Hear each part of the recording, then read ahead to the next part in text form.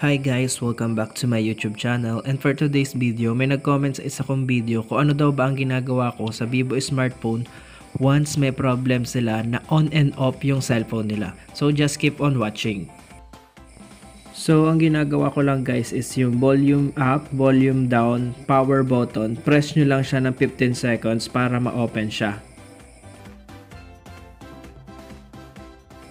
Then after nun guys, lalabas dyan yung reboot saka recovery mode.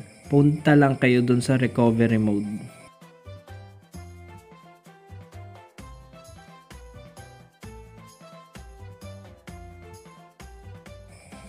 Then after nun guys, ganyan na makikita nyo sa recovery mode. Kailangan nyong install yung software once hindi pa kayo updated or clear data. Pero kung okay naman na nagawa nyo na install software saka clear data, restart nyo na lang yung cellphone ninyo.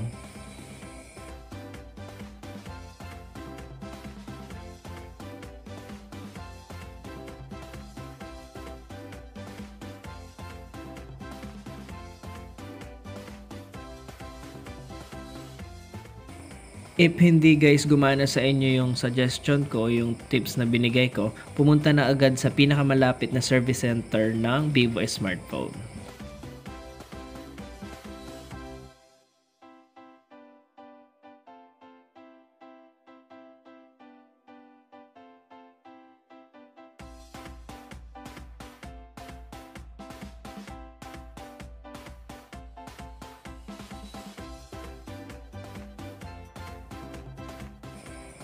Then yun lang guys, thank you for watching. Don't forget to click like, share, and subscribe.